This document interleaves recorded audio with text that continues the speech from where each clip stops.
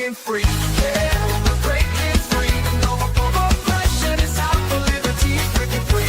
Yeah, we're taking a stand. Freedom's in our hearts. We're reclaiming our land.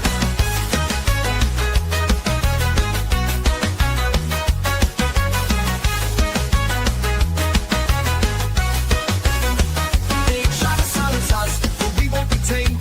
Voices getting louder, can't keep us in chains. We got the power, we got the might. Together we can shine, together we can fight.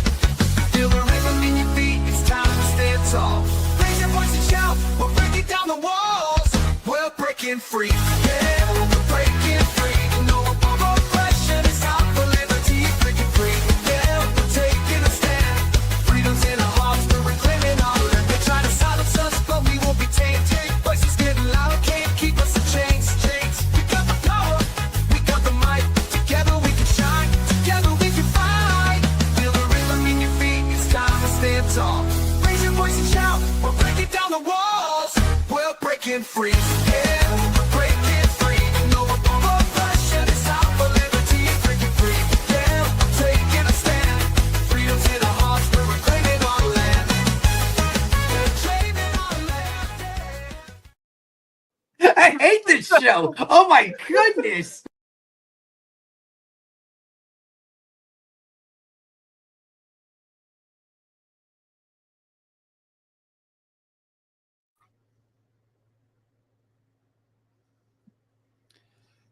Happy Tuesday, everybody, and welcome to Are You Smarter Than a Politician? This is the political cage match where bold solutions win and bad ideas get wrecked. Tonight on Are You Smarter Than a Politician? The cracks in America are showing. Red and blue no longer blend, they break.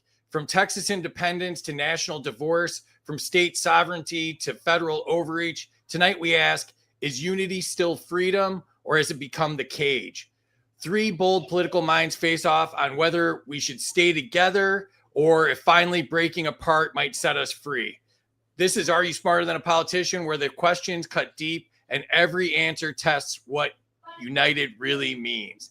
Joining us tonight, coming back for another appearance, Big John.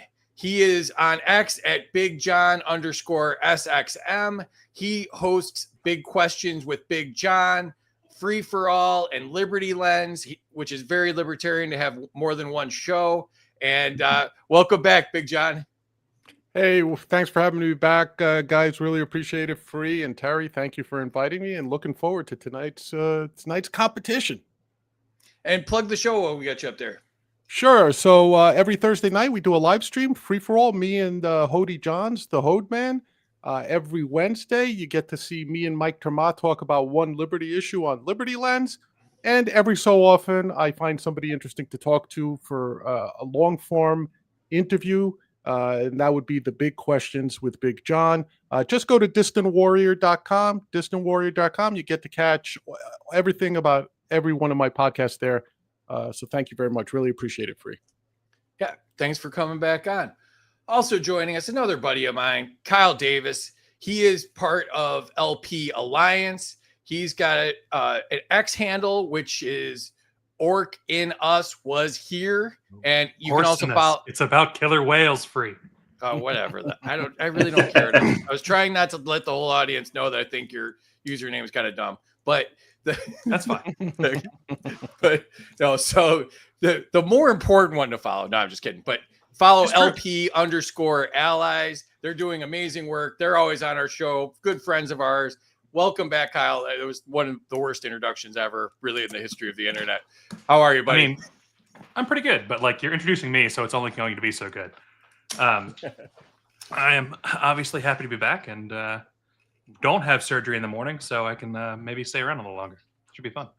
Oh, I thought you only got the surgery if you lost. I thought that was how that was going to work. Well, the surgery was supposed to help me, so I was kind of hoping that it would be a prize, but instead, insurance said no prizes for me. So, oh, that sucks. Plug LP Allies while you're on here. Absolutely. So, LP Alliance is a inter-caucus coalition looking to reform the Libertarian Party and better the movement as a whole. We are strong believers in libertarian solidarity rather than unity, thinking that unity in the case of tonight's show is exactly the wrong way to go. That we need to be looking for the things that we agree on and working on those things rather than shedding our differences and pretending we're all the same, like Unity suggests. Excellent. Well, thanks for coming back and joining us again. And last but not least, first time on the show, Jason Fry. He is the author of National Divorce. You can follow him on X at Jason K. Fry. There's some pictures of his books. And welcome, Jason. Good to have you on. Yeah, glad to be here. I've had a few other friends on this show. Been doing the podcast circuit a little bit, and know a few of your folks. So it's nice to be invited. Very rarely does somebody come on the show because they've seen it before. It's usually they haven't seen it before, the opposite. and we trick them. Fair. Yeah, we trick them.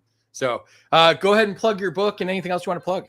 Yeah, so I wrote a book called National Divorce: A Plan for Peace a year ago now, and I was banking that the machine would not let Trump win, and so everybody on the right who believes in liberty would be mad, and those of us that pay attention still are, but really right now it's all the collectivists that are mad and not the individualists. So I've got a crap ton of books in my house for sale because I missed the idea that Trump might actually win. So so I work, actually, believe it or not, in state government. So I'm kind of like, got to be careful not to bite the hand, right? And I also make knives for fun. You saw a few knife books and things like that in my opener. So that's me. Well, thanks for doing this. And I thought the same thing. That I thought for sure they weren't going to let Trump win, and I was adamant No that, way. there was going to be all these mystery votes that showed up for Kamala at the last minute, and somehow that didn't happen. I also thought it would be better because the country would break apart faster too. So Same. Yeah, I was with you on all that. So, all right. And last but not least, Terry, our producer, the lovely Terry Batts. How are you tonight, Terry? I'm busy already. That's great. I love it. I'm looking forward to this. I know I'm going to learn a lot tonight. So you guys I want you to do the points and talk and chat and everything, but this is going to be really cool because it's stuff we don't hear about all the time. So I'm excited for the show to be going on. I think everybody else is too, right, guys? Yeah. Yeah, Absolutely. it's going to be fun. All right. So let's jump in the chat really quick. Leslie Batts is here. She's got a big interview after this. So Terry told me I couldn't waste any time. So if afterwards, tune into Leslie's interview. There's Amity. How are you, Amity? Catalyst is here. Dan's here. Happy Tuesday, everybody. There's Chris. I made it. Breathes heavy. I ran the whole way. Chris is also a new great uncle today. So congrats to Chris. All praying for that baby. So beautiful thing. Shirley's here joining us from across the pond, where it is an hour earlier, and I don't know why that is, but she told me that earlier, so I learned something new today. There's Patty and the raspberries.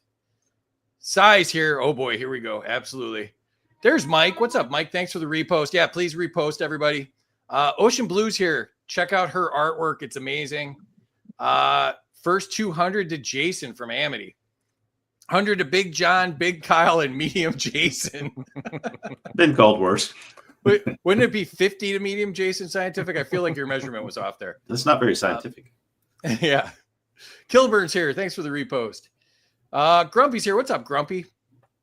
100 for the Wolf of the Seas. There you go. That's the killer whale right there. Yeah. Now we're talking about his username again. All right.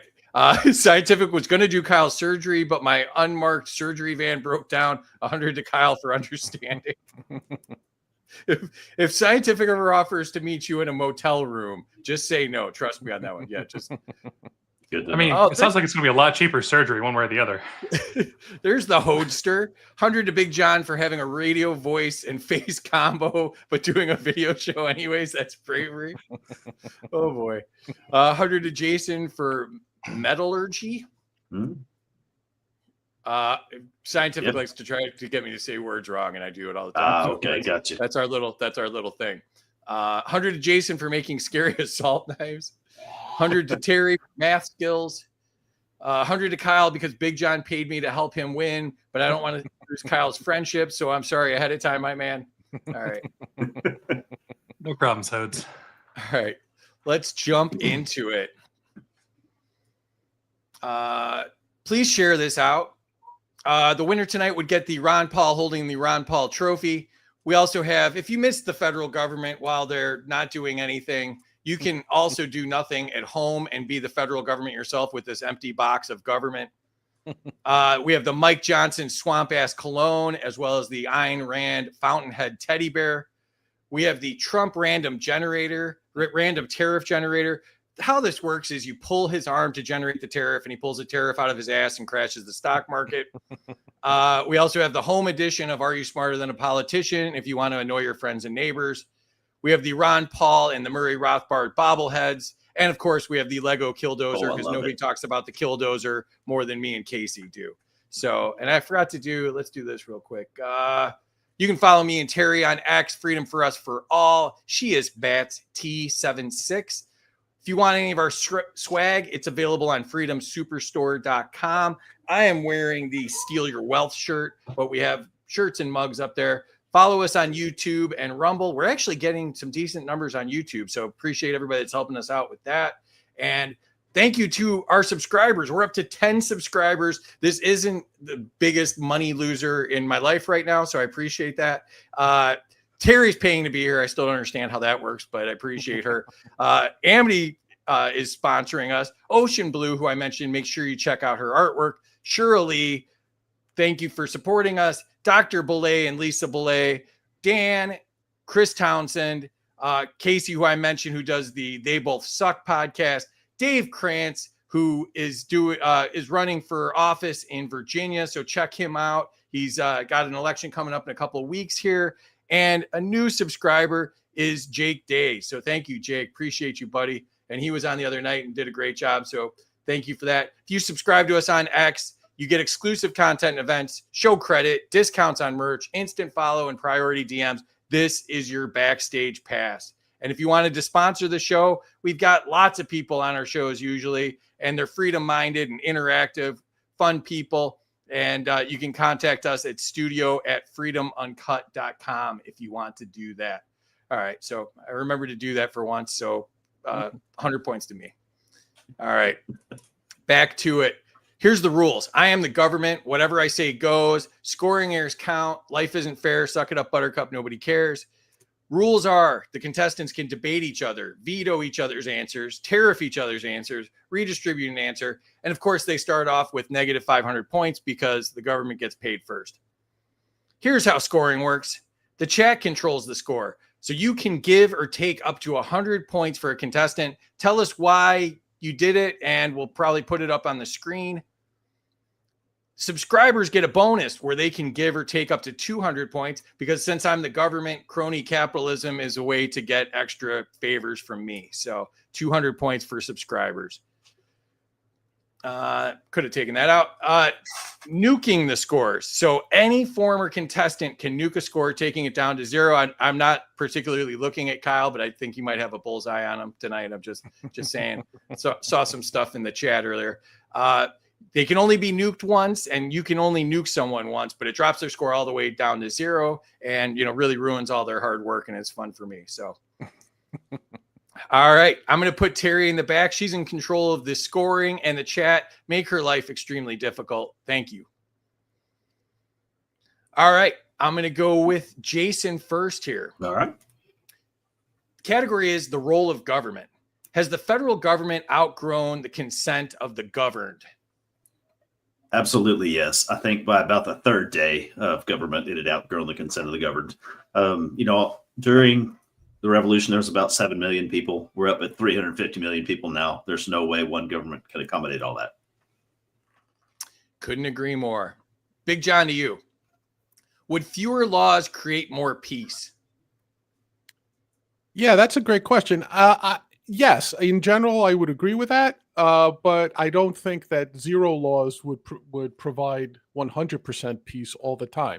If you looked at the Federal Register, which is all the laws, if you looked at, say, when Ronald Reagan took office, you could get about 6 or 7 literal my height stacks, and I'm 6'4". But now it's something up to like 16 or 17 of those stacks. There's new laws every day. As a matter of fact, much like Valenti Beria said in Russia under Stalin, give me the man and I'll find the law he broke. And that's where we're at now. So yes, reduce the laws, make people less, don't make people criminals just for living their lives. So yes, reduce all those laws. We should have more peace. Excellent. Yep. Kyle, to you.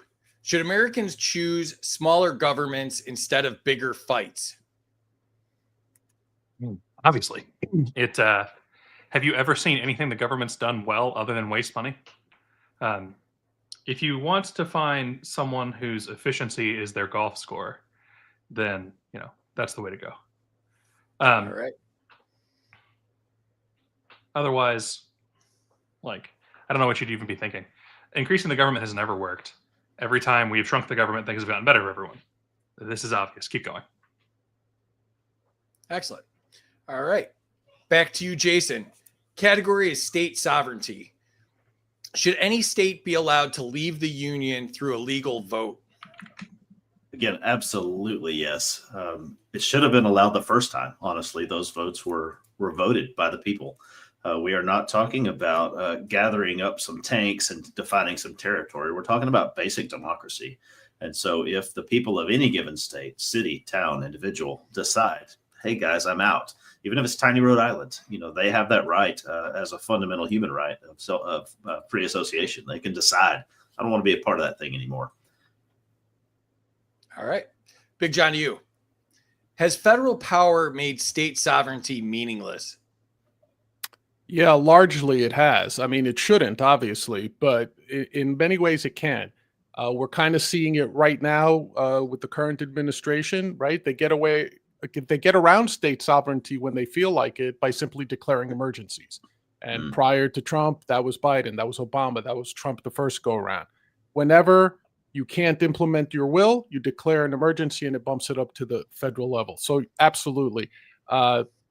Make the 10th Amendment again. Got to cut down the federal intervention. Yeah. And the 9th. And the 9th. There you go. All right, Kyle, to you. Would empowering states reduce polarization in America? I want to say yes, because I want states' rights to be a great way to solve this. But no, because at the end of the day, the same people that are in charge of the whole giant system right now would still be in charge. They would just have additional lackeys under them who are running states instead. Now, does that mean you can move states and thereby it may be better for you? Maybe for the states that actually take the time to basically rebel. But the actual thing that's needed is to attack the government size overall and put the power back in the hands of people. So government anywhere doesn't solve the problem. All right. Jason, back to you. Yep. Category is local control. Should counties be free to choose which state or nation they belong to? I believe so. I mean, that seems to me like a reference to the Greater Idaho movement or the stuff going on in Illinois. We, again, by free association, ought to be able to pick. This is supposed to be a representative government. Maybe those guys don't represent us. We should pick some people that we align with more. A county level is a great granular, fundamental level to do that. I mean, we can all talk about Rothbard and the individual as the minority and things like that, but practically it takes some governmental size to succeed from a government, right? I think realignment at a county level is a good starting place. Excellent. All right. Big John, to you. Does local control solve more problems than national elections ever could?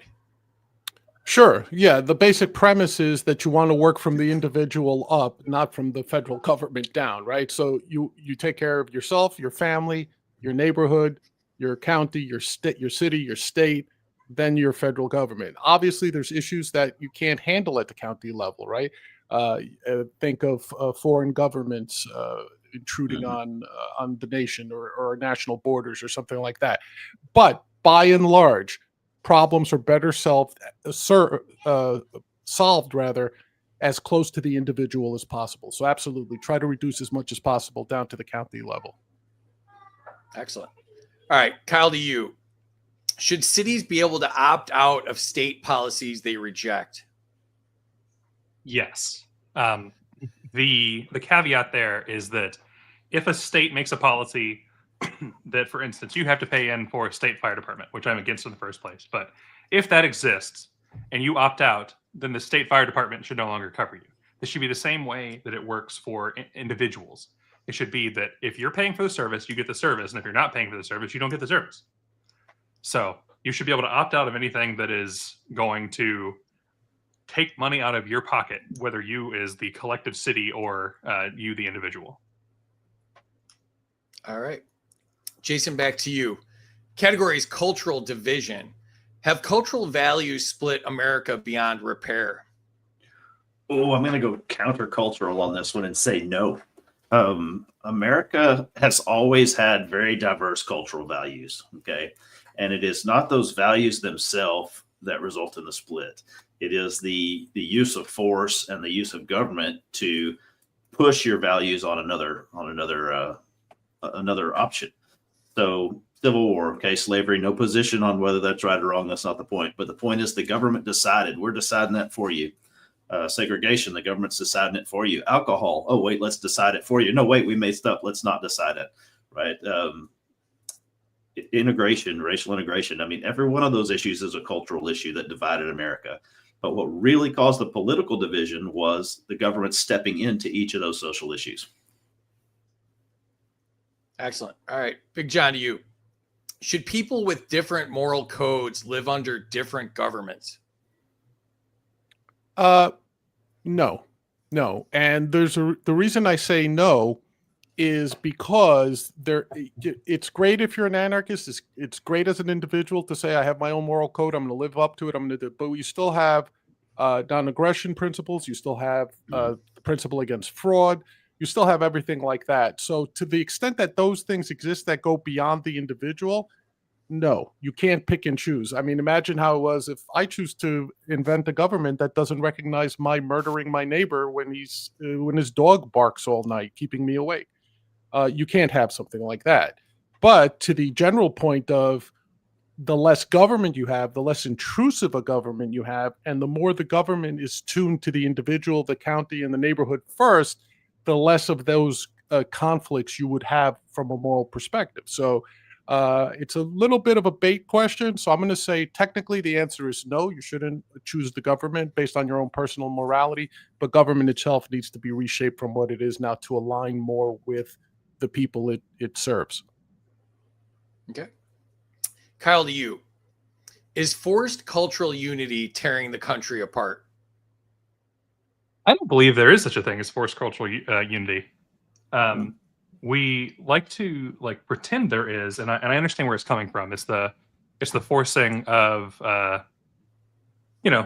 trying to override people's own moral values, etc. But if you go to California and you go down to South Georgia, they're not the same. And so we can say that we have this forced cultural problem in the first place. But the issue is the government touching businesses and things and telling them how they should react, how they should exist. And I don't think that that's culture. I think that's just, government control problem again. So I don't think that it is a cultural issue so much as a control problem. Okay. Jason, back to you. Categories peaceful separation. Can America break up peacefully? Yes, can implies a probability or at least a possibility. I believe that America can in fact break up peacefully. It could have broken up peacefully some of the other times it tried to break up. As libertarian bent type people, non-aggression applies all the way up the top. If a state or country or whatever votes to leave, we don't require violence in response to voting. I think absolutely they can break up peacefully. Okay. Big John, to you. Could a loose confederation work better than forced union? Yeah, that's a great sort of question. I think that the best thing we could have is what we once had, which was the original vision of a constitutional republic. I think that was the best of both worlds. When the country was under the Articles of Confederation, it was too loose. What we have now obviously is too restrictive and too much of an imposition and infringing on our rights. If we could model ourselves back to what the country was like as a constitutional republic with true limited federal power to very specific roles and very specific enforcement of what a lot of people call negative rights, that would be the best thing. So I'll go yes on your question with that little bit of a refinement, if you don't mind, Free. No, that was a good answer. I'll take it. Kyle, back to you. Is peace possible without political unity? Fuck yes. Peace isn't possible with political unity. That's the whole problem. Well Political played. unity is this concept that you're going to ignore everything that makes you the individual so that you can all pretend that you're all in some magical utopia together. The entire idea, like I mentioned earlier in the intro, should be solidarity. We should be finding the things that we agree on and working on those. And if someone's working on something that you don't like, leave them the fuck alone. Let them go fail on their own. You don't have to be involved. Let people be themselves. Let people go do what they want. And as long as it's not bothering you or someone you're loving, not your problem. Totally agree. All right. Enter your scores in the chat if you have not done so far. Let's jump into the chat here and see what's going on. Phil's here. What's up, Phil? Killdozer for the win. Absolutely. Mike gave Jason 100. Brent says divorce, and I'm taking all the kids on every major holiday. Oh, good divorce joke. All right. Minus 100 to Kyle for the orc anus. That's where I was going with that. That's fine. You're welcome, Leslie. Check out that interview. 100 to Big John. Chaos and criminality are two different things. 100 to Big John. Big stacks bad. Great answer. 100 for the big guy. Jason's there. What's up, Jason? 100 to Jason for free association. 100 to Kyle. Nice on don't explode government. Shrink it.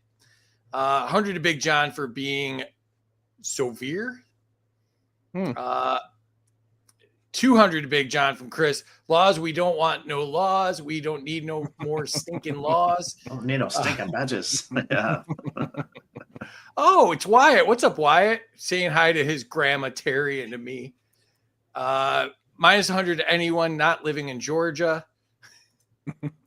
100 to Big John for being my sovereign, both in and out of our private lives. Jesus. It's getting weird. It All right. is. 100 to Kyle, power back to the people. 100 to Kyle, the entire system wants to control you. Spoken like a true ANCAP, Kyle, 200.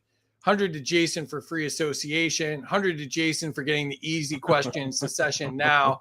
100 to Big John, shrinkage should be a government size reference, not just something that happens after guys swim in the pool. 100 to Kyle for opting out. Unfortunately, minus 100, Big John. Federal government needs to jump in if they can versus a waltz. Kathy Prisker, or as they all aren't all there. That's absolutely true. 100 to Big John. Inventing a government to enact your evil stuff is still government. Freedom is for the free, not for the slavers. Minus 50 to John. Just explain my last point. 100 to Kyle for matching his shirt with his skin tone. Pretty fair. Pretty fair. Good call, John. We anarchists don't want to lose America. Just have it serve individuals rather than itself. 200. 200 to Jason for the breakup. It's not me, it's you. 100 to Big John. Get back to founding principles. 100 to Kyle for based answers and lightning wolves. 100 to Kyle, putting our ethics aside for political unity is a massive problem. 100 to Kyle for convictive. Leave people the fuck alone. Absolutely. And let's got to grab the scoreboard here because, I never do anything right ahead of time. And let's see. All right, let's jump in and see where we're at. Big John out to the lead, 750. Kyle right behind with 700 and Jason with 400. Jason, you're in third place so far, but you got positive points. How you feeling so far? So far, so good. I wanted to answer all the questions in the lightning round, but I think that's cheating, so I just let them go. All right, Kyle, second place. How you feeling? It's I've been in all three places at this point, so I'm just used to it. I just accept the pain for being here. That's going in the promo too. Big John in the lead. What do you think, Big John? Oh, I'm not going to be all suave like Kyle. Thank you for having me in first place. I hope to keep up and be worthy of your pointage out there in the chat. So yeah, looking forward to the rest of the show though. Let's go. Hody should have bought the subscription and then he could have rated Yes. us a little bit better. Yes, you should have. Typical libertarian can't even cheat right. So, all right, back to it. Jason, to you. Category is political polarization. Would dividing the country reduce political extremism? I think the goal isn't necessarily to reduce political extremism, but to reduce political conflict. Okay, so I, as a Texan, don't care if California is extreme as long as they're over there and they can't mess with me. And I expect the same from them. So I'm going to dodge that question with saying that extremism isn't the problem by itself. It's really the political violence or the political conflict. Okay. Big John, to you. Has political polarization made governance impossible? No. What's made governance impossible is politicians. What's made governance impossible is citizens not understanding, again, what those founding principles were. Jason made a great point. Like, why would anyone outside of New York City, my hometown here, care whether or not a socialist mayor is elected? I don't want to see the guy get into office. I don't care about his policies. Me and Larry Sharp will go yell at him about it. But guess what? Why does the governor of Texas give two craps about who gets elected mayor in New York City? Shouldn't care one bit. Exactly. Why is Governor Newsom so supportive of Namdani getting elected mayor? So it's not the system per se, because let New Yorkers experiment with socialism if that's what the people here decide they want to live under. I think they're idiots for doing so, but it is what it is. Why are we getting Trump involved in it? Why are we getting other governors? Leave people alone. Get the politicians out of politics if we can. And I think you'll see a lot of this polarization really start to come down. All right. Kyle, to you. Should Americans be free to live under their own preferred systems? Well, I mean, absolutely. It's we see the government stopping us from doing anything we want to do. We see the government, if I want to plant a kumquat tree in my backyard, I should be allowed to, but they're going to tell me that it's a foreign fruit and that I can't deal with this. This is obviously something that should be stopped. We should maximize the freedoms we have, and that means the government should not be touching anything in our personal lives. I got real nervous where you're going with that kumquat thing. That was very uncomfortable. All right, Jason, back That's how to I like you. it, Free. Yeah. Jason, does political hatred make separation inevitable? I think it kind of does. So, when you get to a point in a relationship where it just doesn't work, right? You have a few options.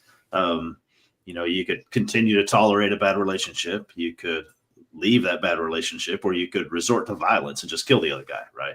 We don't want to see the violence. We are already living through a nasty stalemate. So the only way forward that's different, that has potential for anything, is to separate. And I think that's where we're at. All right, Big John, to you. Could splitting the union make both sides happier? I'm going to have to say no on that, because first of all, I'm not sure that most of the people in the country are for a national divorce. I think there's siren calls at the extreme fringes of the duopoly that are starting to float the national divorce idea around.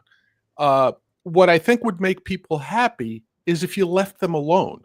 Like, if we go back to the basic libertarian thing of leave people alone, because I firmly believe, first of all, secession constitutionally now, ever since the federal government enacted, I forget the exact law, like, you can't do it, right? You're going to have to resort to violence of some sort.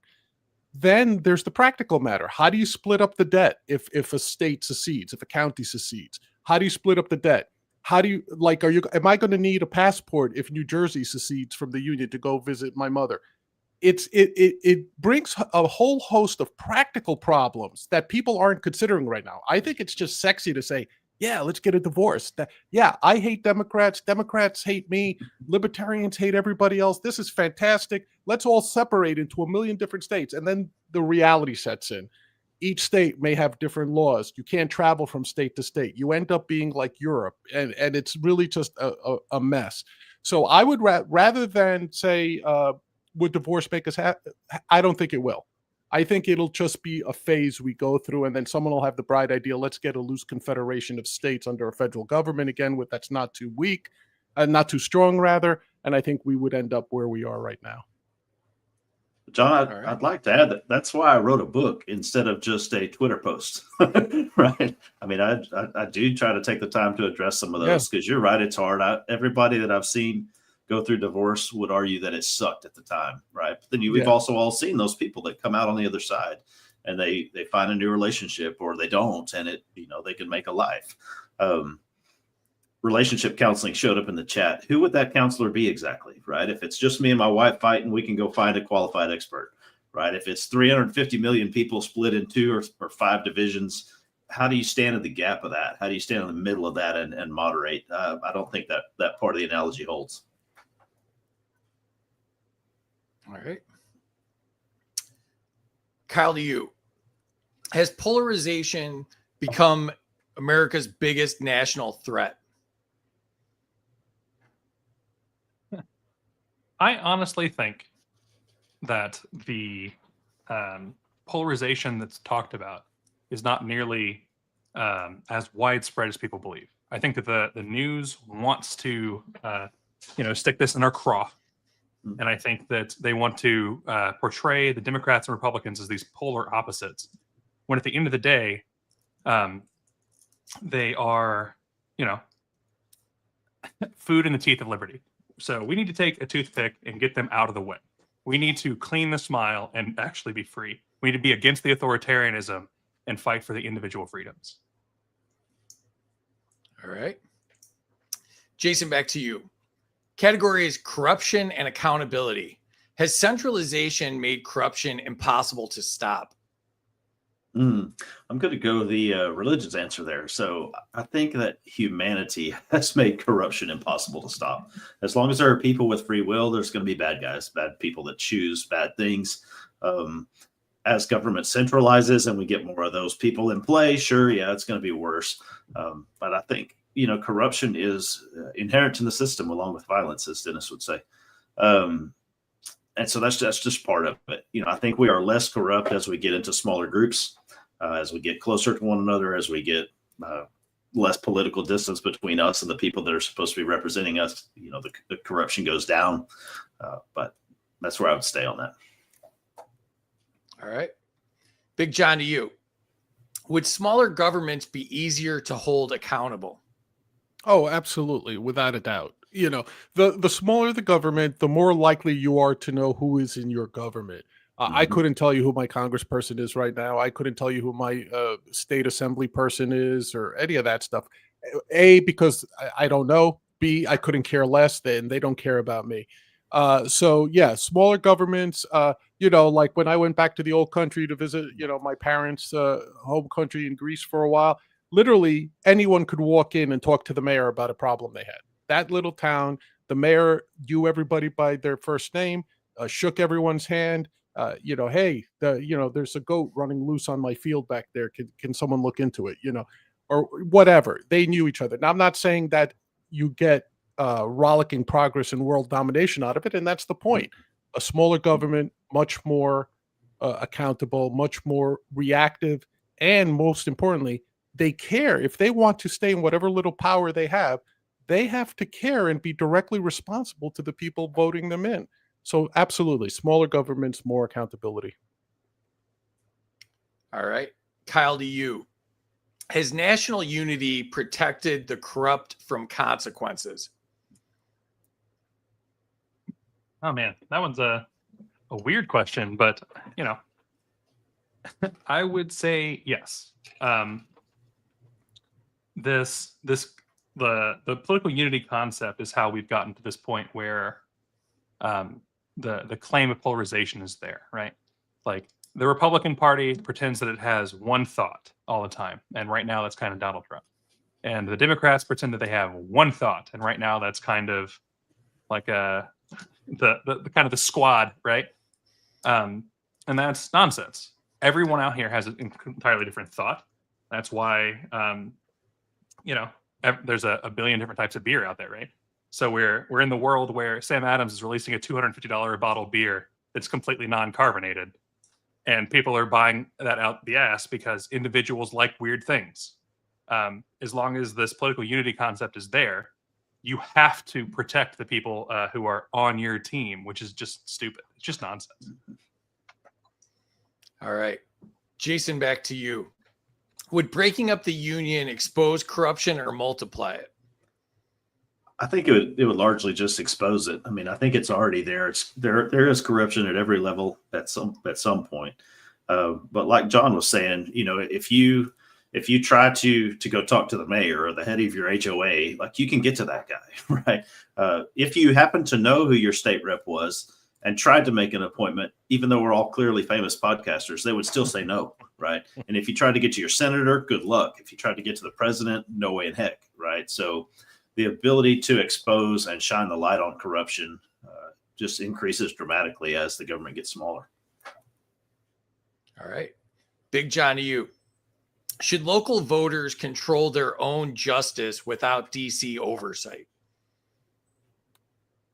That's an interesting one. Yes, I'll err on the side of yes there.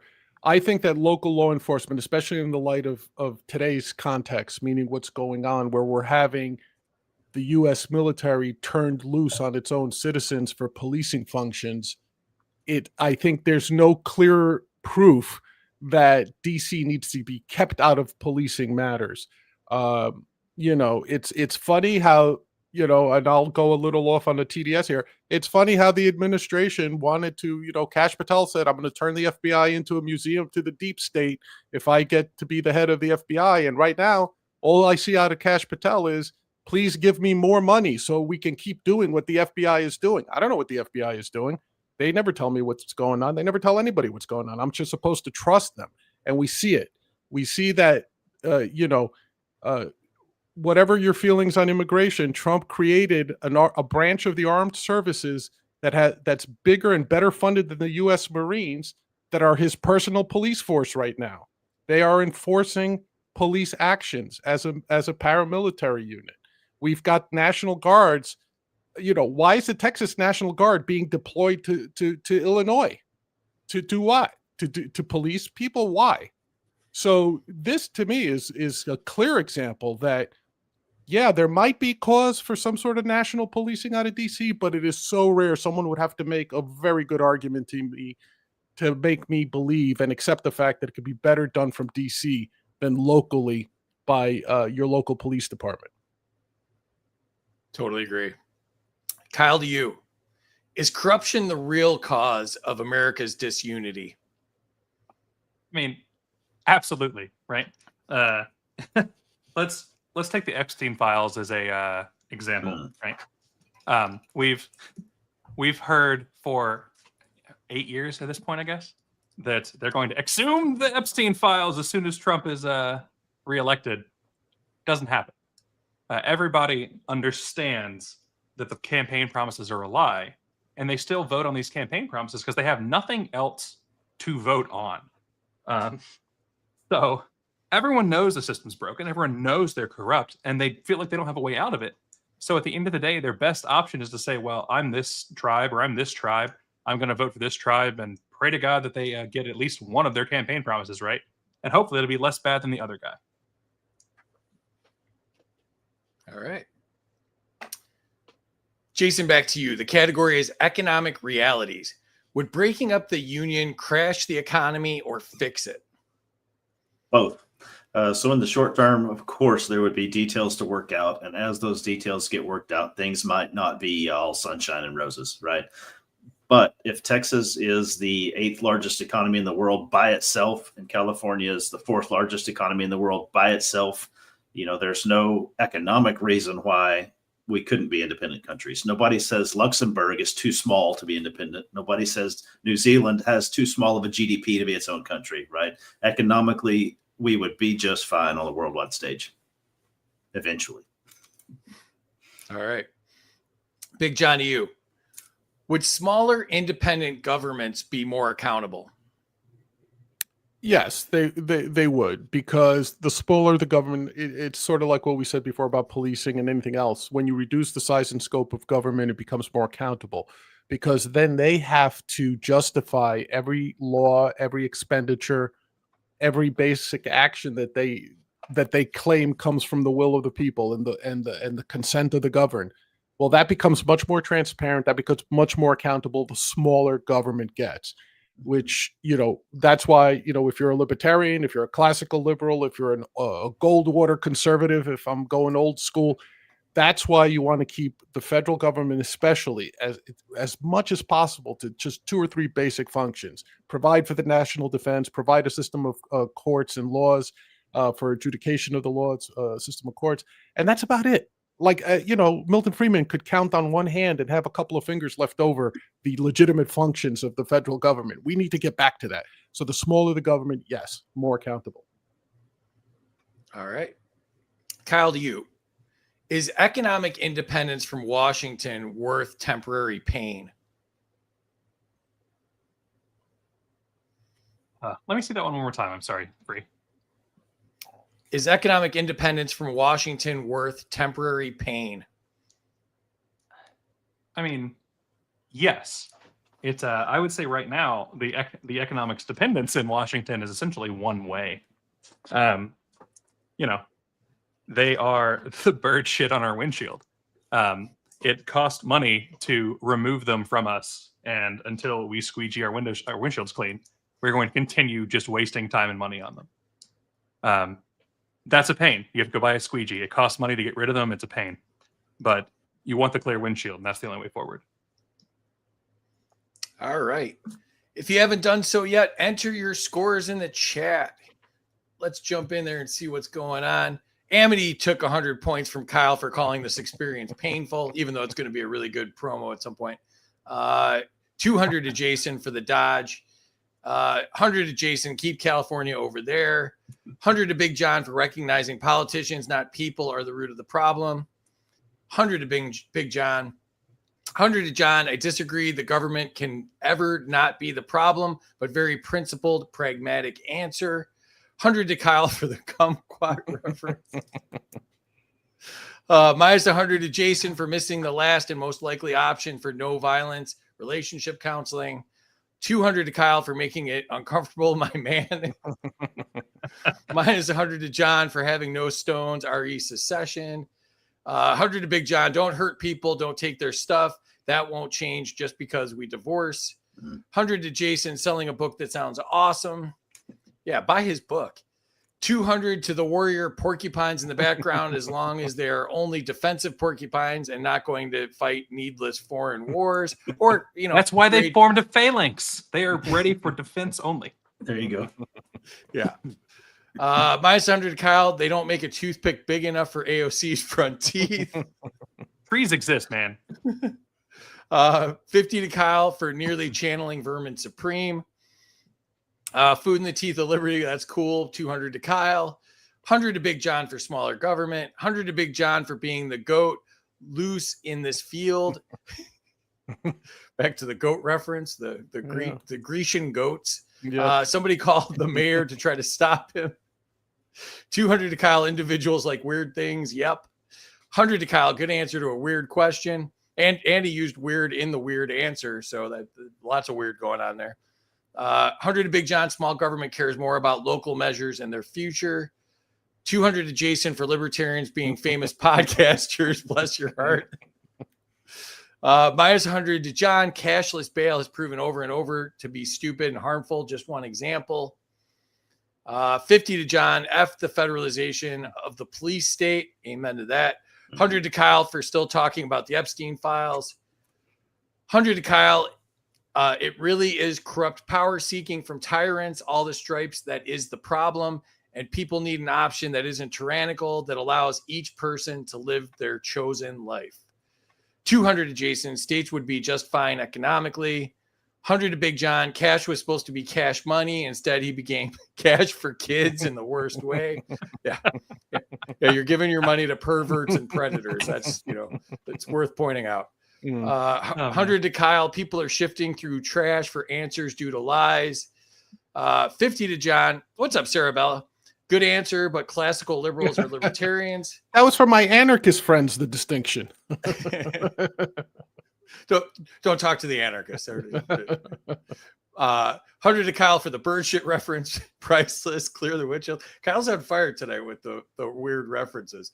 100 for the bird shit analogy. Weird, but okay. Yeah. Phil's with me. Eggs all over my faces here. Welcome. 100 to Big John for answering the question of if size of government matters.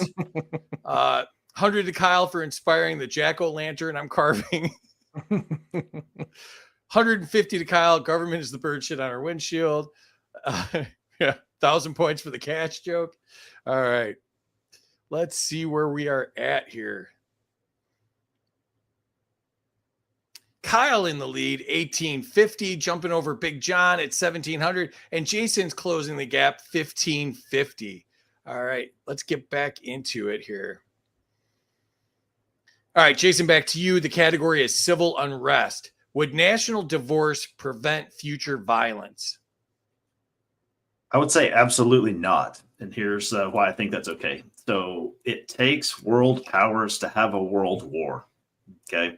It is only with great and overlarge and overreaching governments that we get to a level of mass destruction.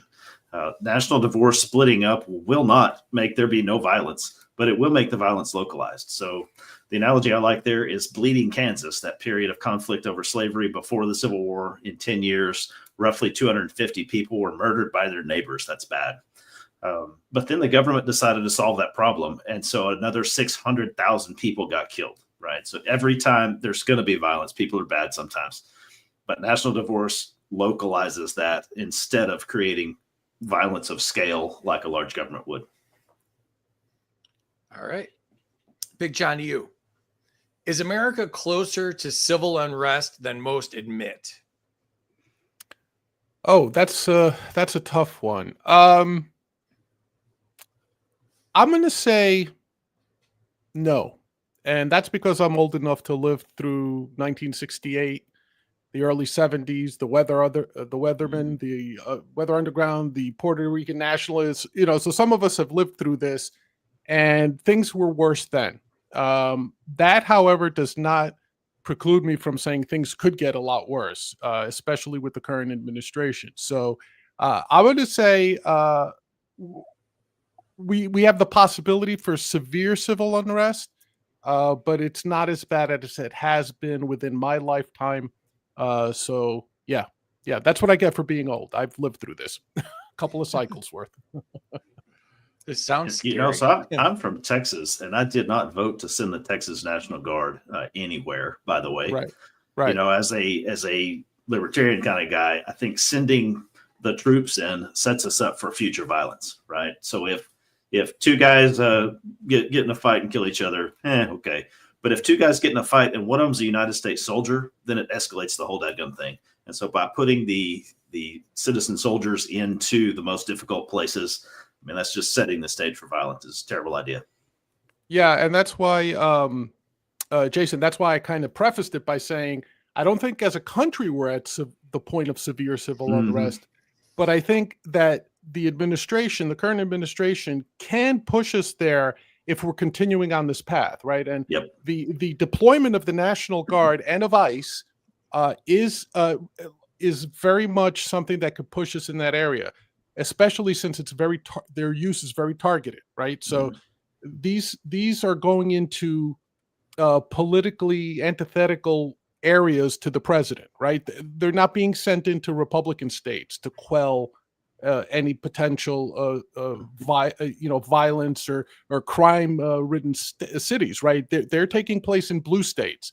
So the administration is purposely setting up a tinderbox and just hovering a match over it, right? So absolutely. So I don't think the people want that unrest. That's the general feeling I get.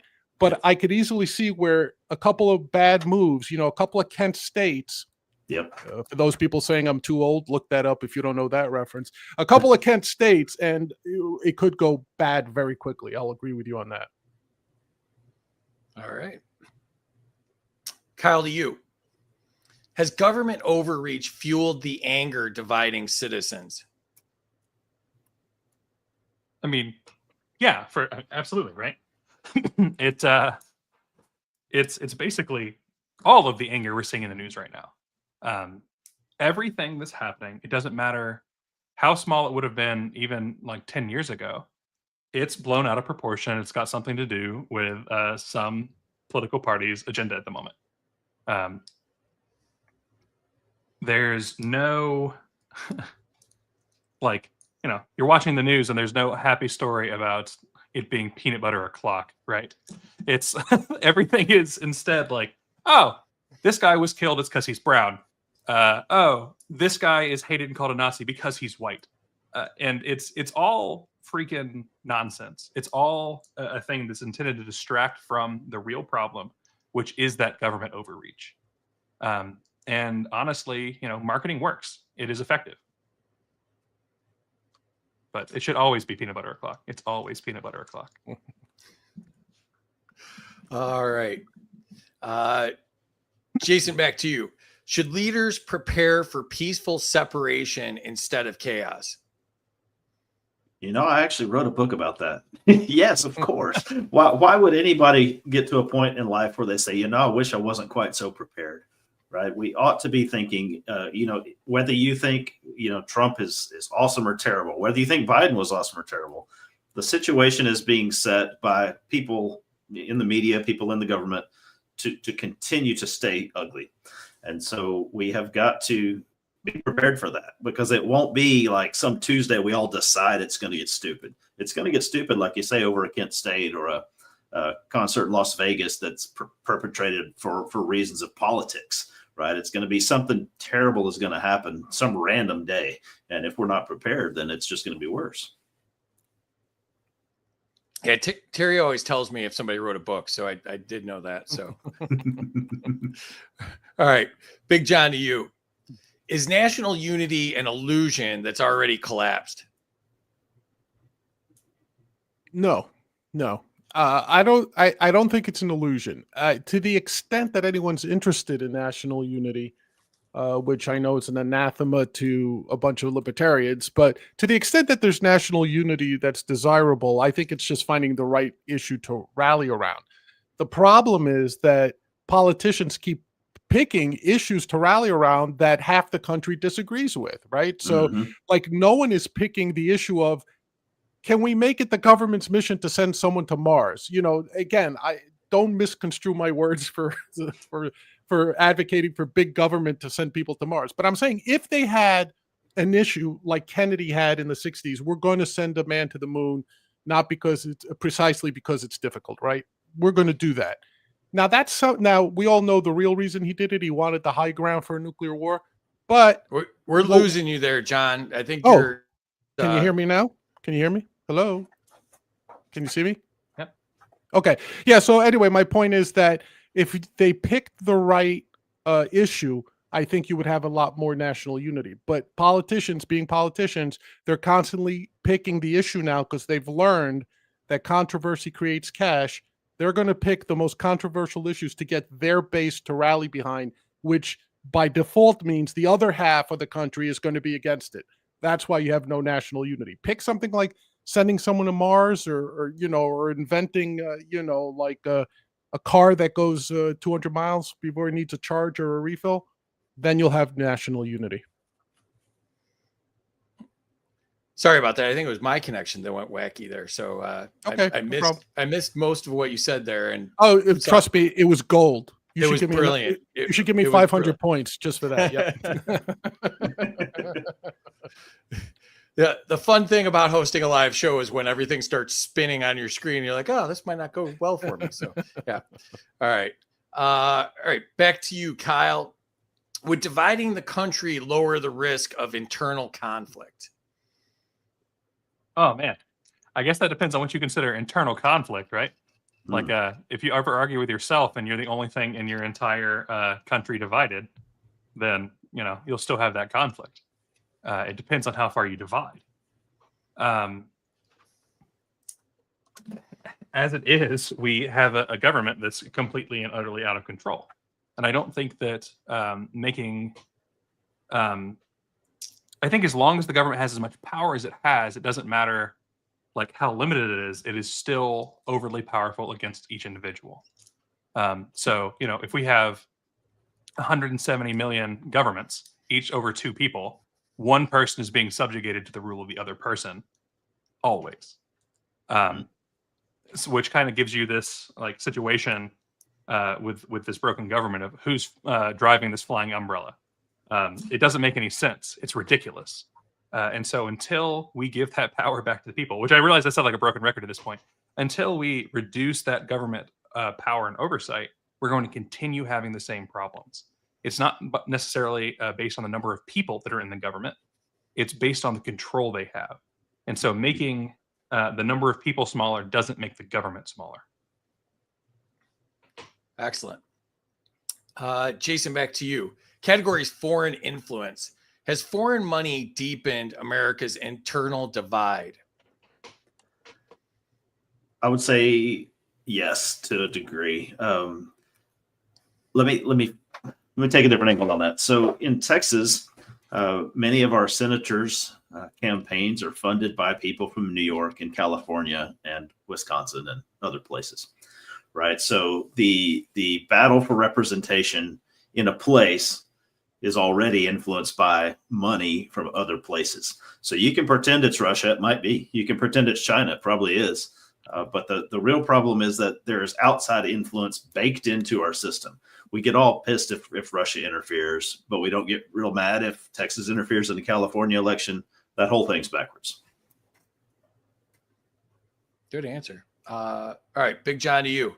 Would smaller independent regions be less vulnerable to foreign manipulation? No, they wouldn't. At the end of the day, I think that would just, the only thing that would change would be the amount it would take to corrupt a smaller government. I don't think that having a smaller government is necessarily making it immune to more foreign corruption. What I think it might lend itself to is that a smaller area might be more controllable by the people if there was enough transparency as to what foreign influence was accomplishing. But then again, a smaller, more governed area might be more open to foreign influence. Why not? If they feel that their economy is improved, like let's say Florida were to secede and they decided like, hey, if Cuba paid us, all of a sudden we're gonna have a ferry running between Cuba and Miami. Why not? We'll have reciprocal casinos or whatever the mob wanted to do in the 50s, right? Like that's okay because they would find that foreign influence was beneficial to them. See, so that question kind of presupposes that foreign influence would still be bad the way it is now on our entire nation. But no, I don't think it would make smaller governments less susceptible. I just think it might be slightly more transparent. That's about it. I think you've had the most no answers ever on the show, and I'm not even mad. They've been great answers. So, I like your answer that small governments are cheaper to buy than large governments. I think that's the only thing that would change. Yeah. And you could buy less for your money, right? So, all right, Kyle, to you. Should states control foreign investment within their borders? God, you're trying to make the bordertarians mad here. That's just not nice. It's free. I am of the opinion that free markets mean free people, and thereby governments should not be controlling what crosses the border other than other governments, other states. As such, the system requires that free market approach. It requires the free trade. It requires the freedom of movement. When you it's the problem with any centralization, right? If you put all your records in a jukebox and the jukebox breaks, you have a case of jukeboxes break too easily. If everyone has their CD player, everyone continues to listen to their music. The centralization is a problem.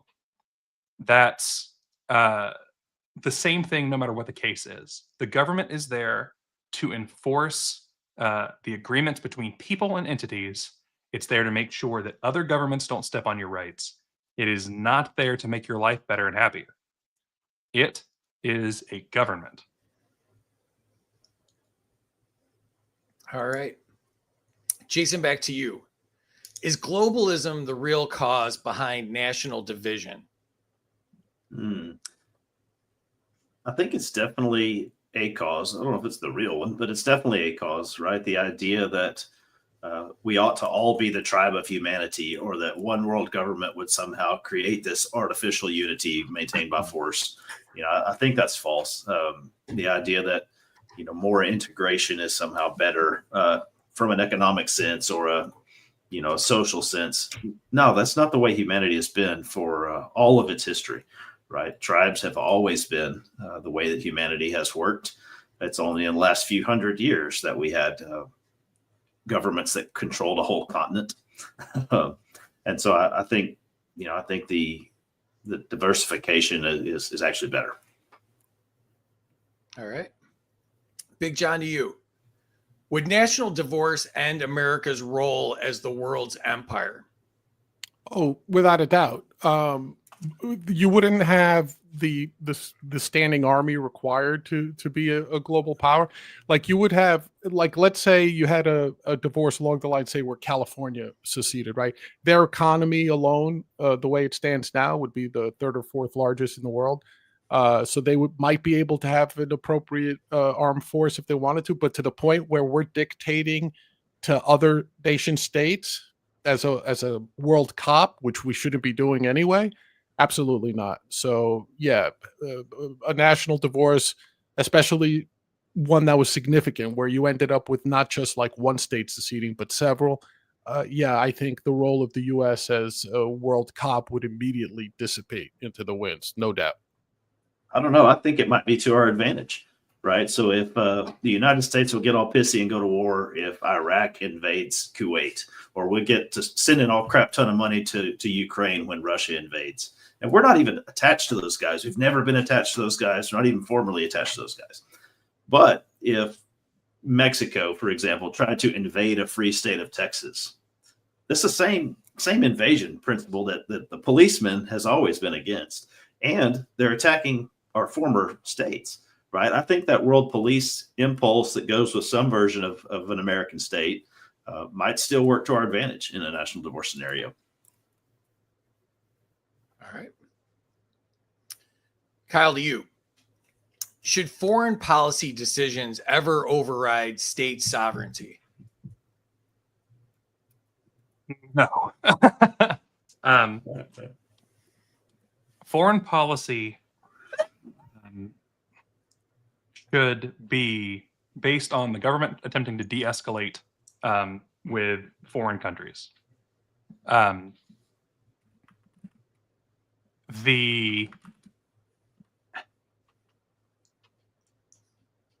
I've lost my train of thought. I'm sorry. I have to see the question again. I apologize, Free.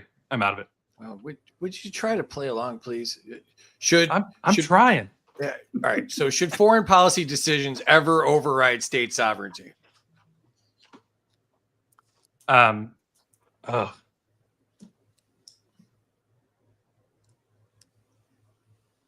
trying to think of an example otherwise. Obviously, my initial response was no, and upon thinking about it a little bit, I think that there are cases where it may be otherwise. If we're watching our neighbors undergo a tyrannical attack, right? We're watching a rise of literally Hitler in Canada, like not the soft usage we've seen at times, but literally Hitler. I think that there is an obligation for the people to fight there. And I know that a lot of people are going to heavily disagree with that one. But if it wasn't for countries fighting on things like this, where it's not free people fighting for the freedom of other people, you know, we wouldn't have scenarios like Emma Goldman is buried in Chicago, where we have this great anarchist that a lot of us have learned from, who got to come to the United States as a way of escaping a horrible situation. And so we should be open to that. We should be trying to fight that tyranny wherever it is. I think that one of the things that we see a lot with libertarianism is people go back to the non-aggression principle and they pretend that it's the foundational principle of libertarianism, rather than something that arises from property and like property rights, for instance. So if someone else's property rights are being destroyed and you believe in a non-state solution, like most anarchists do, as is the name, you have an obligation to fight for those other people. Self-ownership, I guess I should say. Okay.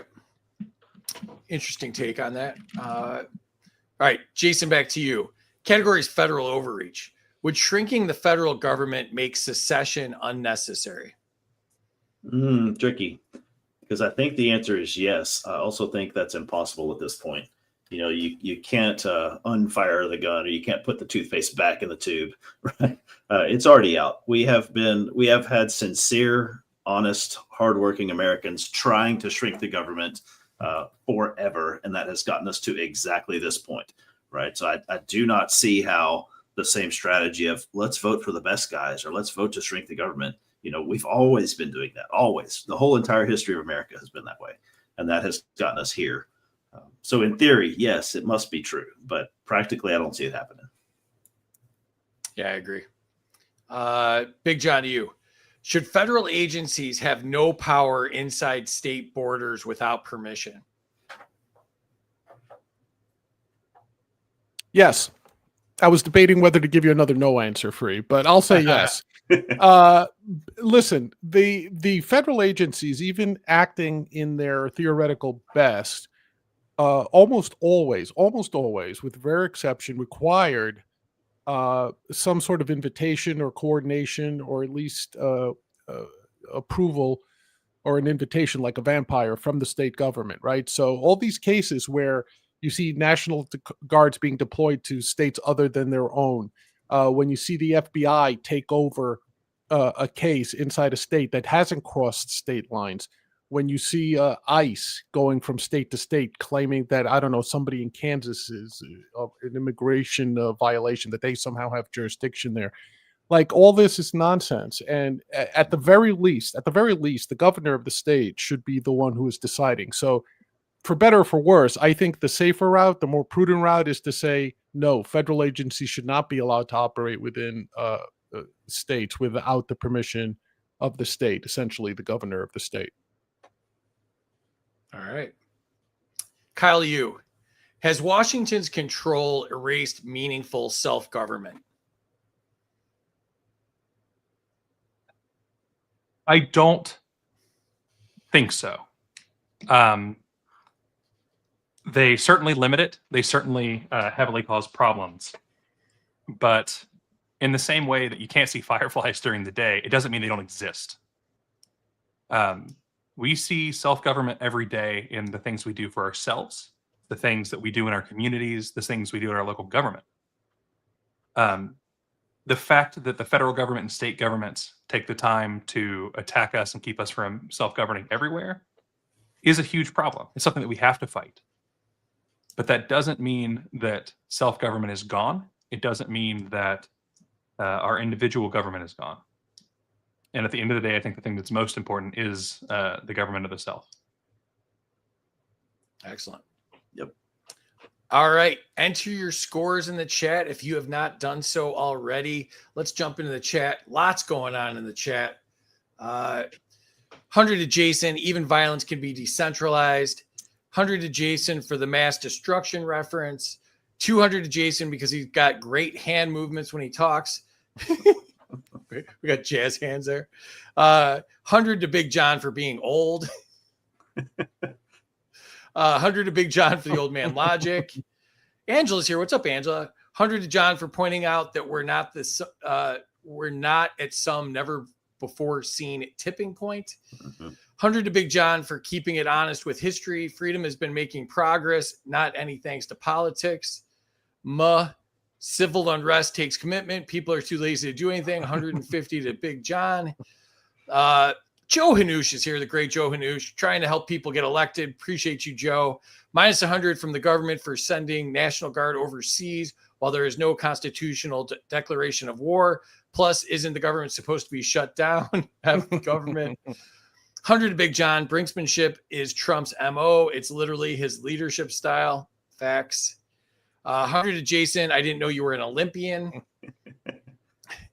Minus 100 to John. I think they want Kent State, and what happens next is inevitable, and people need to be mentally prepared. I'm with you, Phil. 100 to Kyle for promoting peanut butter o'clock. That's my favorite time. We've got more points for peanut butter and jelly time. Yep, here we go. Kyle, Amity likes peanut butter, so you got points for that. 200 to Jason for Kent State and Vegas references. 50 to Jason. I feel like tyrannical government preparing for chaos begets chaos, but it could go either way. 50, not difficult, John. Kennedy said it was Hard. Hard. It's that Boston accent. Boston. Yeah, there we go. 100 to Big John. Loving your neighbor as yourself is a great unifier. If we can just drop the team sports. Go Broncos, by the way. 100 to Big John for understanding. Not after the Broncos beat my Giants in that fourth quarter. I can't go Broncos, Hody. Sorry, I can't go that. I can't go that extra mile. Sorry. Look, no matter how mad you are, you could always be a Jets fan. Oh, but yes, things could be worse. You're absolutely right. Have you heard of the Chicago White Sox? Just throwing that out there for it. Hey, they've won a series relatively recently. That is true. That is true. They won a few games in the 90s. 100 to Big John for understanding politics. Texas Frontierist is here. 500 to anyone who can stay consistent in their views. I think we've had a lot of consistency here. 100 to Big John for that great answer that we didn't hear. All right, so maybe it wasn't just me. I don't know what happened. It wasn't me. I didn't press buttons, but whatever. Minus 100 to Kyle for him not seeing the irony in his words.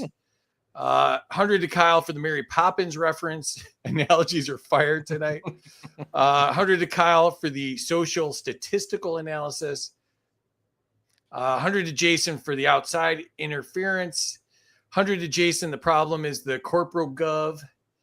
100 to Big John for making the Contra Republic great again. Yeah. Absolutely. 100 to Big John, foreign influence can actually be a good thing. It's just hard to imagine with our politicians being as corrupt as they are. 100 to Big John, nuance for the win. 100 to Kyle for saying states can't stop people or trade across fake government lines. I'm a fake government lines guy myself, too.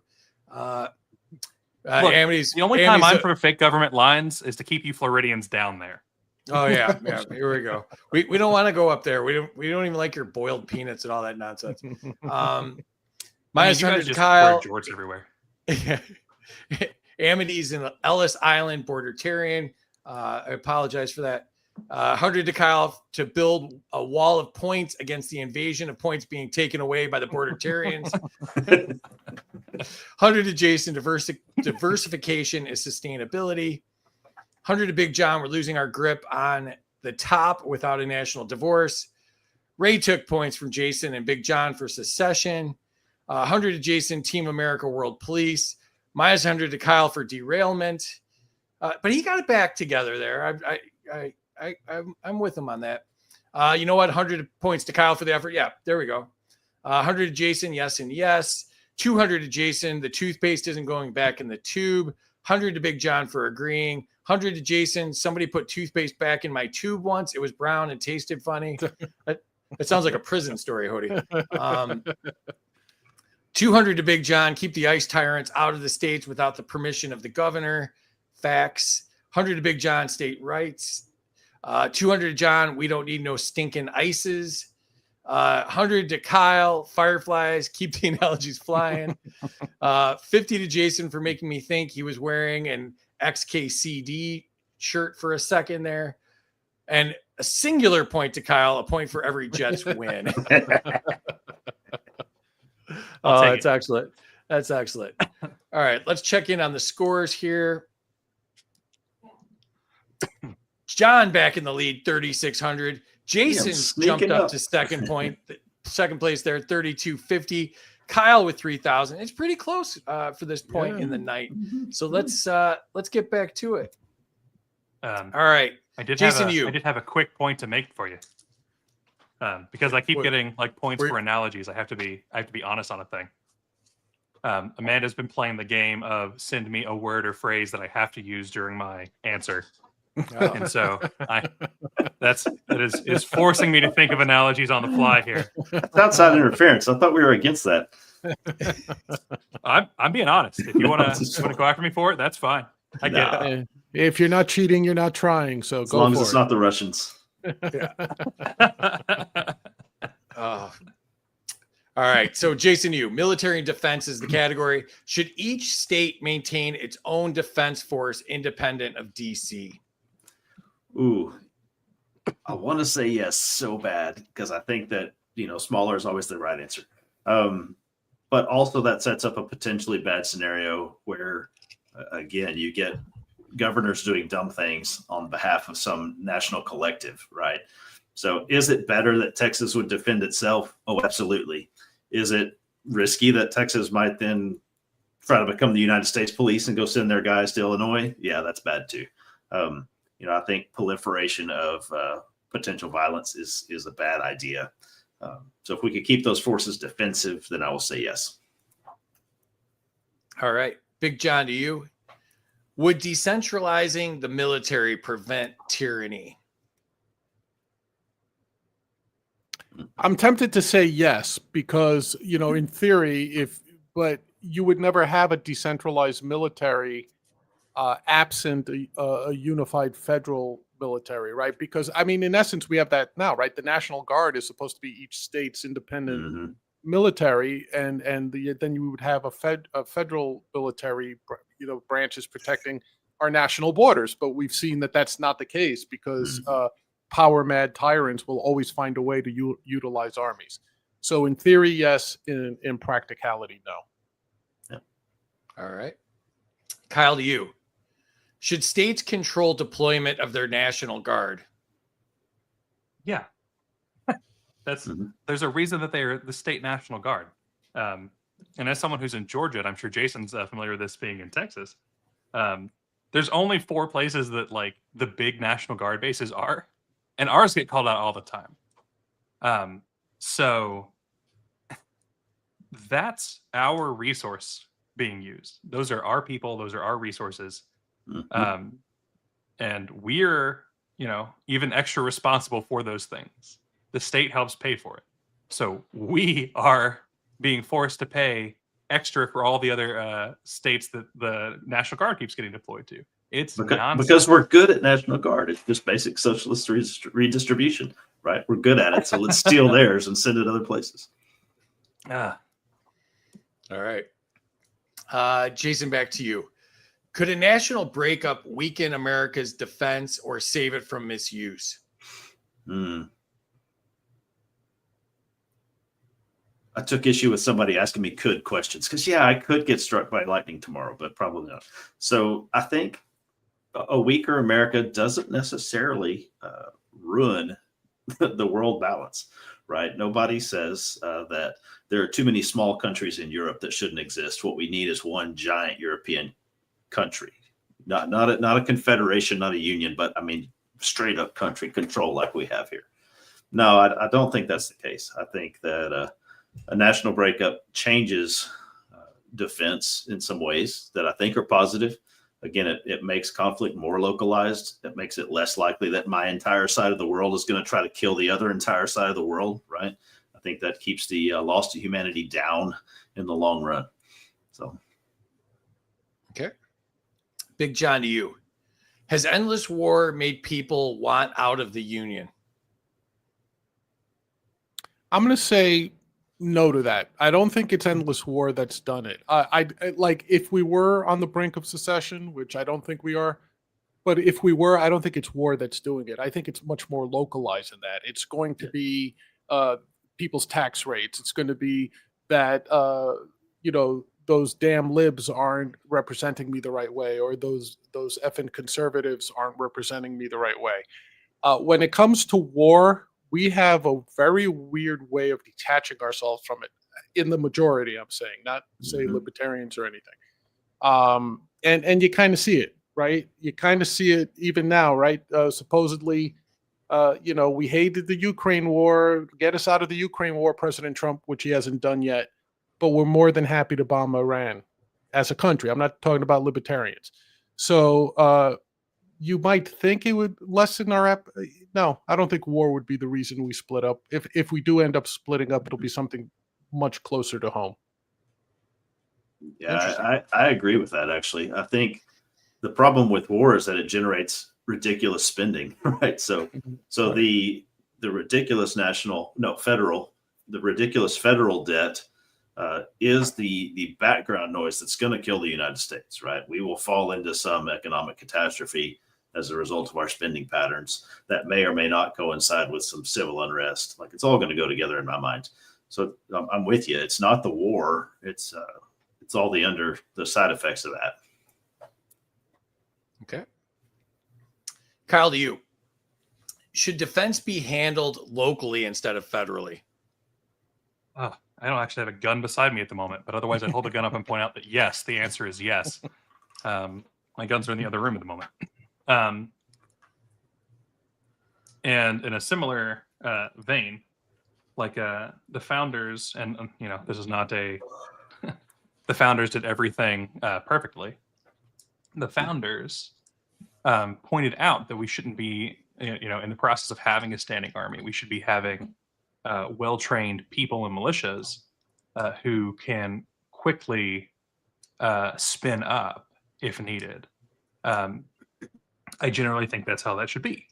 We have a lot of people who have served, and then there'd be one thing if the government is training people and continuing to do basically the oh my goodness, my brain is so toast at the end of the day. Who are doing, non-active duty, where you're going and you're getting like your monthly training, but aren't actually on base soldiers.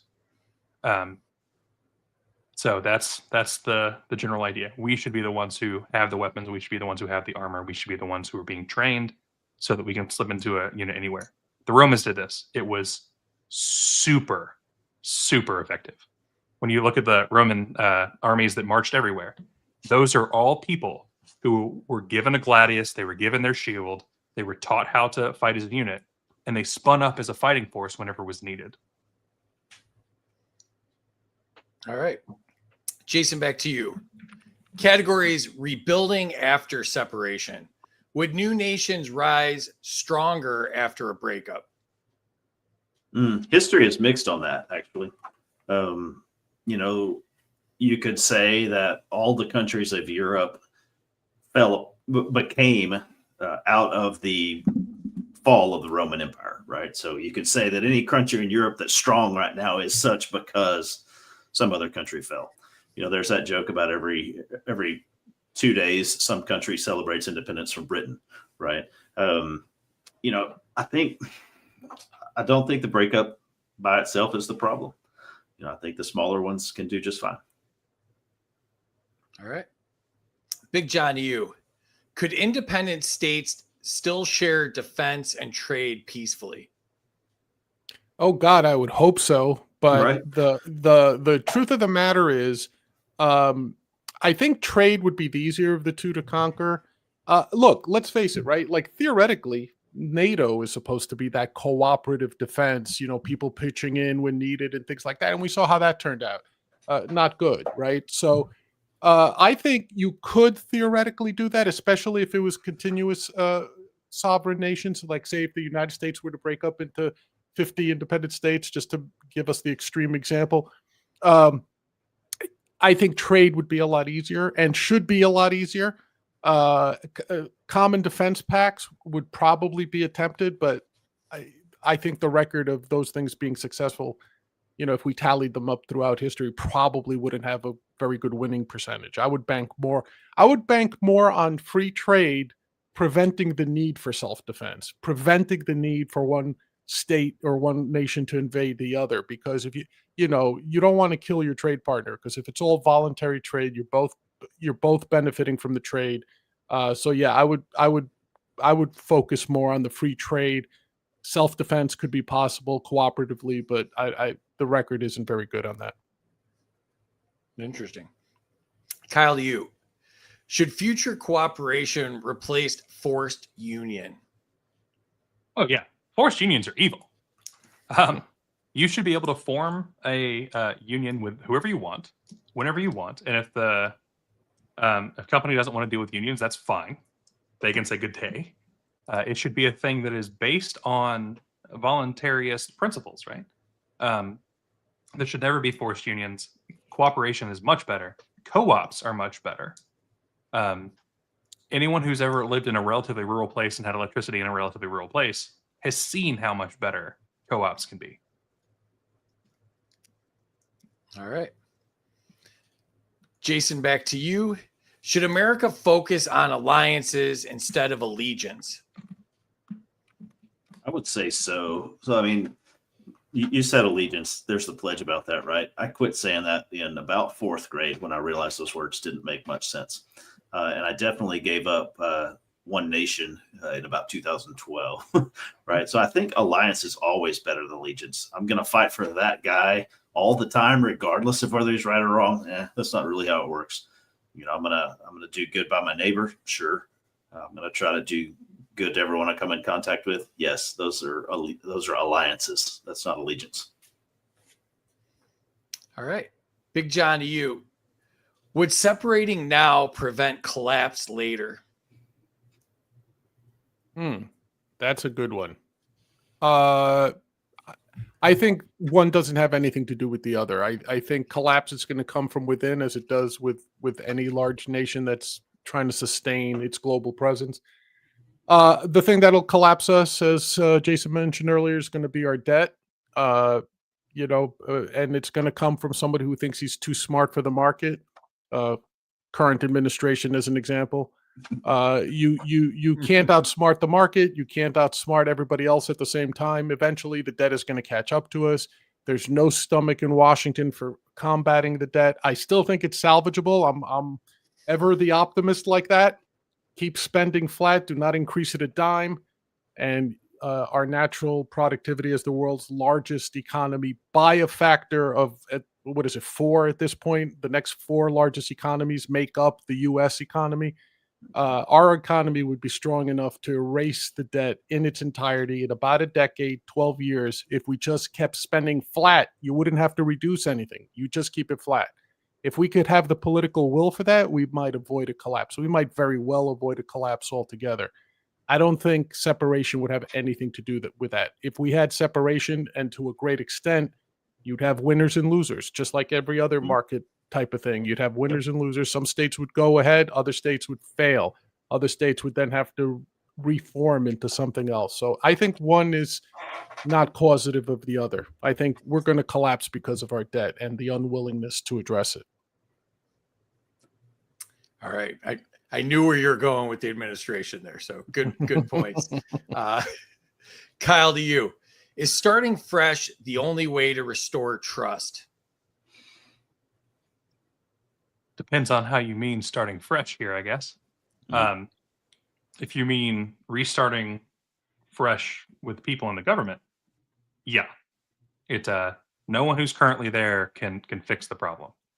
They must all be wiped free or wiped clean to be able to solve it. If you mean that the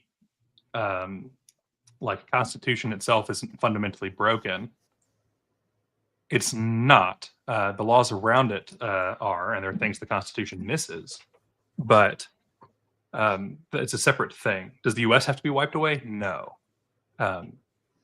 But we have to get rid of the people who have made it this bad. And all the people who are in government have made it this bad. I agree. Jason, back to you. Category is future of democracy. Has democracy turned into mob rule? I would say, here's my shirt. That's not a good sign. Okay. So, again, the problem is that we're too large. And so when one half of a mob can rule the other half of the mob, I think is where we get the problem. When I wrote the book about splitting, I understood that regardless of who won that election, 48% of the United States was going to be pissed, right? That there was always going to be this huge sub majority, right? Minority, but huge. That in that kind of a polarization, there's always going to be somebody that's upset. I think we deserve a government that represents us, not a government that makes half of us mad on a daily basis. All right. Big John, to you. Is national democracy incompatible with real freedom? Absolutely. The two are incompatible, right? It doesn't mean that they can't coexist to a large extent, but by definition, they're incompatible, right? Democracy is the tyranny of the majority. That's all it is. The beauty of the constitutional republic we once had was that it kind of used democracy as a mechanism to preserve the rights of the individual, and that's been unique in history. And really, whether it was divine inspiration, dumb luck, or a combination of the above, we hit it right, in my opinion. That perfect balance of protecting a national interest to the sense that we could have a federal government that protected our rights, and allow people to be individuals and live their greatest freedom possible without infringing on others. So, but as a pure question, democracy is incompatible with true freedom. All right. Kyle, to you. Would smaller republics protect minority rights better than one big democracy? The Federalist strategy actually used as it was suggested. The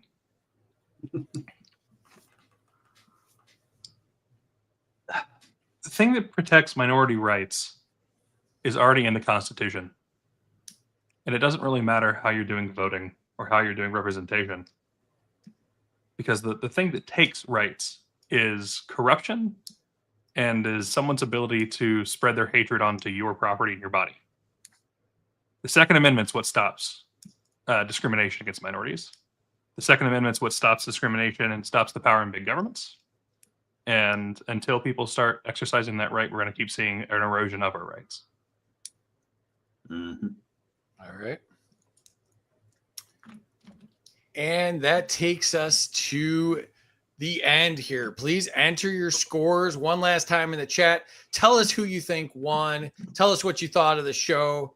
Let's jump into the chat and see what people think. By the way, as people are voting, I want to be the first. I just remembered. I want to be the first on this episode to say agorism. There we go. And if you give me extra points, I'll even say it in the natural Greek for you. All right. There's Amanda. Agorism. Welcome back, Amanda.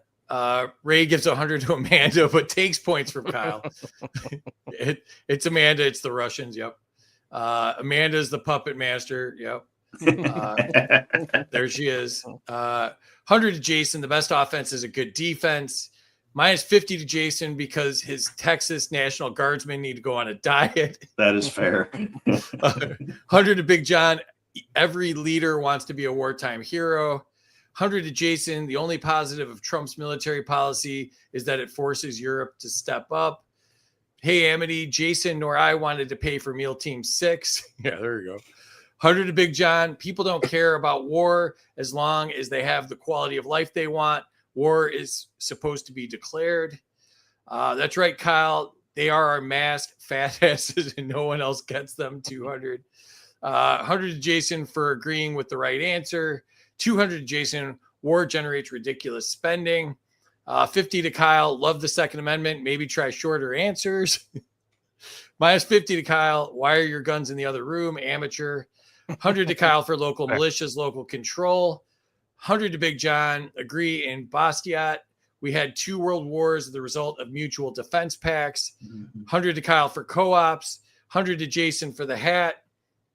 200 to Jason for not reciting the socialist pledge. 100 to Jason, no need to sell yourself out.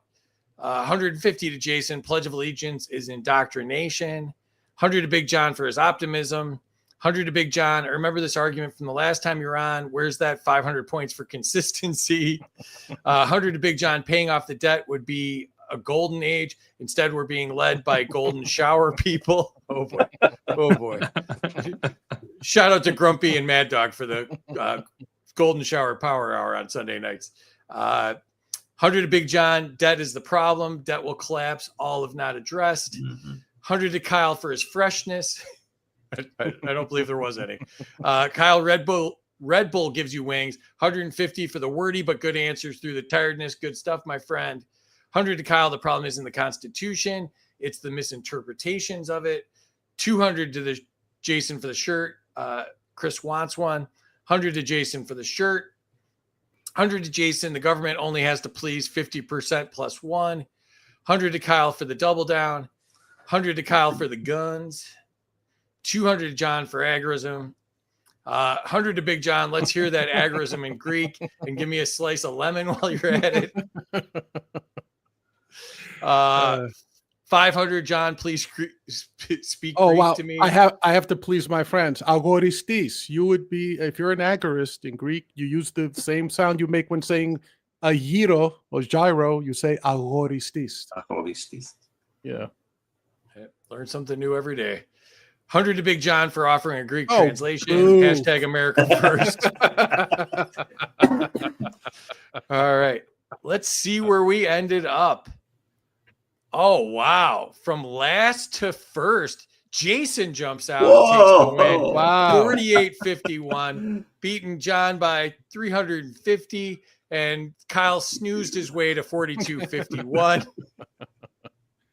So, Kyle, what'd you think? Third place. I think you missed part of the show, but appreciate having you on. I've been here mostly. Oh. I think. Am I awake? Yeah. Things were good. It's always a fun time here. You know, I think this is the 4th for me. Oh, wow. So That's impressive. I have won and lost this show quite well. So pretty happy about it. All right, give a shout out to LP Absolutely. Alliance. So LP Alliance is working to make the Libertarian Party better, working to make the Libertarian movement better. And then we are live for news on every Thursday with the business list, source for news for the party, local, this country, and the world. And we have solidarity streams usually on Tuesdays at 8, but I was here, and so it'll be Wednesday this week. Yeah, thanks for competing with my show, by the way. But well, yeah, we had to have a good show on at 8 o'clock. And then, but I mean, like we're on every day, right? So it's no matter what days you're on, we're gonna compete with you. I wouldn't necessarily say compete, but okay. Ouch. That's all right. It's okay. All right. All right. So you can follow Kyle at Orc Anus or whatever it was here. And then LP Alliance is LP_allies. Appreciate you, Kyle. You guys do amazing work. All friends of mine. Definitely stop by and see the good work they're doing and trying to bring us together instead of separate us. Second place went to Big John. What'd you think? Oh, what a great time tonight. I really enjoyed the conversation.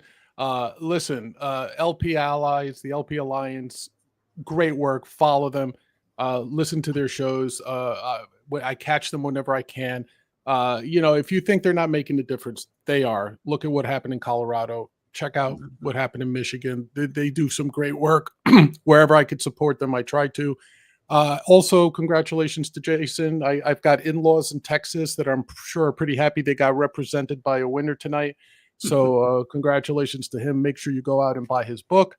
And listen, if you've got some time at all, check into distantwarrior.com. We've got 3 great podcasts going on. You can catch me and Hody on Free for All every Thursday night, 10 p.m. Eastern. I don't think I'm competing with you, Free. I wouldn't dare do anything like that on a Thursday night. Liberty Lens, me and former VP nominee for the Libertarian Party, Mike Termott, and I will sit down and we tackle one subject every week, go a little bit deep on that. So if you get the chance, check that out. And every so often, somebody is unaware of my nonsense and agrees to be interviewed by me. They'll be on my Big Questions with Big John podcast. Check that out. And if you've lost track of all that, just go to distantwarrior.com, distantwarrior.com. And you can check out all my shows there. Thank you, Free, so much for having me on. Really enjoyed the show tonight. Excellent. Yeah, and there's some of that info right there. Big Questions with Big John, Free for All, Liberty Lens, all friends of ours, and all have been on the show. Great people. And on X, he is Big John _SXM. So check him out and subscribe to all of his channels. He's building these channels up, and it's hard to do. So help him out with those subscriptions. Appreciate having you, buddy. Appreciate you, buddy. Jason, the big win on his first show. What did you think? Man, I think I come to a place like this just hoping not to make a fool of myself.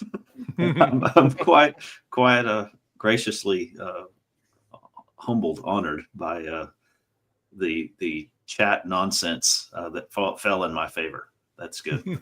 That's good. Pleasure to talk to you too, Kyle and Big. The world becomes better when people like us can have conversations about things that we disagree about without any threat of violence. Y'all have heard me throughout the show talk about against war, and that's not just on libertarian principles.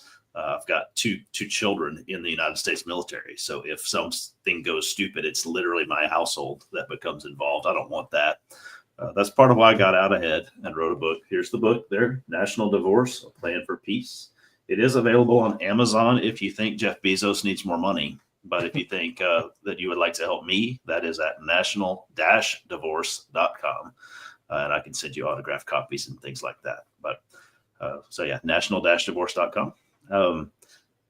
Again, my goal is not to say national divorce is the best or would be awesome. It's to say it's a decent alternative to violence and chaos that will come if we don't prepare. Excellent. And you can follow Jason at Jason K. Fry, and the website was national-divorce.com. Yep. Appreciate you having you on, and congrats on the win. Thanks. Terry, what did you think? I called it. I sure learned a lot tonight. You guys have some interesting things for me to. I'm an analyst at heart, so I will be analyzing. Doesn't mean I'll agree with you, but I will be analyzing. So I enjoyed it, and I appreciate being able to learn things all the time. And the chat did really good tonight, and they knew a lot of stuff that was going on. So I'm impressed by them tonight as well. And always, I thank you, gentlemen, for being with us. Thank you, Terry. You're welcome. Excellent. Yeah, and you can follow me and Terry at Freedom for Us for All, and she is Bats T76. If you want to get some of our swag, go to freedomsuperstore.com. You can subscribe to us on YouTube and Rumble at Freedom Uncut, and you can subscribe on X if you want to help us pay for this, and you could sponsor the show by emailing studio@freedomuncut.com. We've got another show coming up Friday, 8 p.m. Eastern, just specifically to compete with whatever the hell Kyle's doing that night. But appreciate you, chat. You guys make this fun. You add so much value to the show, and we really appreciate that, especially everybody that's resharing and comes all the time. Really great. Appreciate y'all. And we'll see you Friday, 8 p.m. Eastern. Peace.